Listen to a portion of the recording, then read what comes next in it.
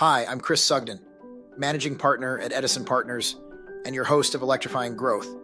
This is Sit Down with Sugden, where I share from my experiences as both the investor and an operator to help you get that next stage of growth.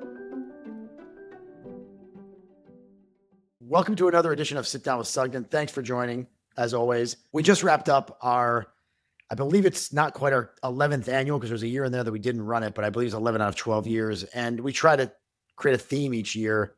We literally just wrapped this up a couple weeks ago. And this year's theme was healthy urgency. Does your organization's DNA have a healthy urgency? And we took it from the CEO's perspective, of course, CEO Summit.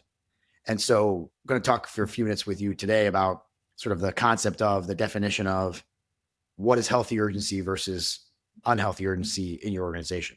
So at our annual CEO Summit, which just concluded in the last week or so, the topic, this year's theme was healthy urgency, and we actually defined that a little bit more, where we said, does the DNA of your company, does the DNA of you as a leader have healthy urgency, or do you bring more chaos because of the urgency you're bringing to the table? And there's a lot of ways to define that, obviously. But when you think about everything being a fire drill, as opposed to sort of stepping back, taking a breath, and ensuring that your team is hearing, clearly not only your instruction, but the goals you're setting. What we see as companies scale, so if you go back to startup time, everything does feel like a fire drill. There is a little bit of, you're always in a hurry because every minute feels like it's fleeting. Whereas as you begin to scale, and remember for Edison, our target sort of entry point investing in a company is going to be between $10 and $40 million. So picture a $20 million business. You're past that, point of, do we have something here? You've got product market fit, but you're still trying to grow fast. And that's where we see urgency constantly be a topic. The grow fast, but don't burn a lot of money. Grow fast, be capital efficient. Grow fast with the products you've got. Don't have to be building the next thing and the next thing to be able to grow. So what all that does is creates, this feeling of, are you in a hurry? And there's a football coach that coached me when I was a young person. And there was, go fast, but don't be in a hurry, was kind of one of his things that he sort of instilled in us. You didn't know what he meant because football coaches say dumb things, but it kind of makes sense, right? Like if you're in a hurry, another sort of CEOism that I used to like is, one board member said it about the CEO and eventually said it about me as well. It wasn't a compliment necessarily, but are you always double parked? Why are you always double parked? So nothing gets your full attention because you're thinking about the next thing. And that's, I think, a lot of what we mean about, is it healthy urgency, or does it feel like a constant fire drill, a constant running to the next thing? Do you as a CEO run into a room and create chaos as you leave the room because you've kind of either rolled in, sort of a terrible analogy, but have you pulled the pin on a grenade and you set the whole company off on the next product, or the sales team off on go get me a big deal, when you're trying to create a process of landing singles, doubles, and the occasional big deal? So it goes throughout the whole organization. And generally CEOs of startups are more, for lack of a better word, guilty of this than kind of call it professional CEOs. And I say that because entrepreneurial startup CEOs are just used to that frenetic pace. And as you build and as you scale, the need to be able to take that pace down and know when kind of the craziness is needed and it will add value, versus the time when you're beginning to sort of allow executives to do their job and you're there to provide guidance, provide oversight, provide leadership, as opposed to change all the priorities because you walked into a room or because you woke up this morning with a big idea. So this isn't to point fingers and say, oh, all entrepreneurial CEOs do this and all professional CEOs do that. It's really to say, as a founder CEO begins to scale, they're more susceptible to this unsettling behavior, this unhealthy urgency, than I'll say the quote unquote hired gun.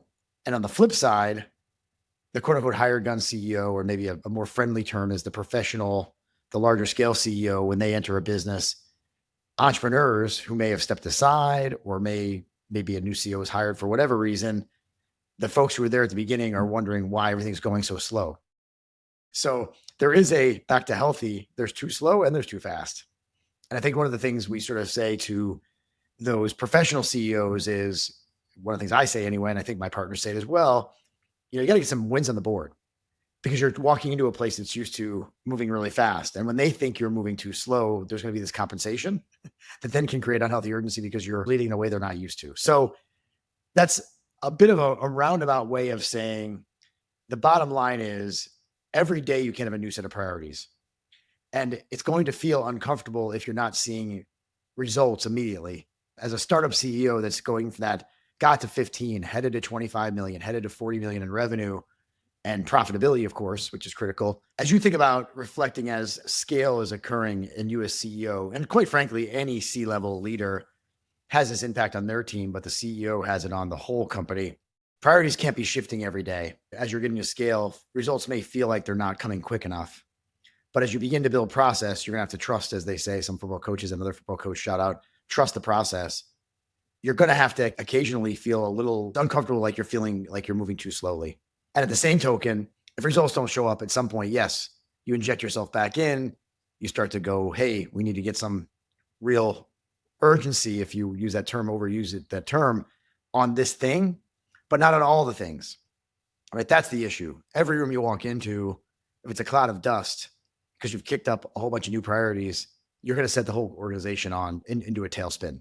And we see that all the time where priorities changing, let alone month to month, but week to week, day to day, product development team, sales team, even finance team. You got to set your priorities back to goals, back to planning. One of our reasons for even thinking about this time of year for a CEO summit in September to kick off this kind of topic now, you're heading into your planning cycle. So there is a start with the end in mind kind of, ethos that we often think about. Writing your press release for next year, your 2026 press release for all the things you accomplished as you go into your planning cycle for 26 now at the end of 25. As you set those goals and those sort of targets, you've got to let them be. You've got to let them live. Yes, the middle of the year and things aren't going the way you want them, you reassess. But, the third week of January rolls around and you're running into rooms going, why isn't this, that, and the other thing happening? That's going to be unhealthy urgency. And there is an element of, we all know when we see it, but as CEO, no one ever tells you the truth because you're at the top of the organization. So people are going to be afraid to tell you, hey, you need to slow down. I've got this. So again, a CEO, think about the power of that title. If you're the founder, especially, that carries with everybody else. They're all following your lead. And what's interesting is if you do come with everything's a fire drill, your C-level executives and the next level management team are going to copy it.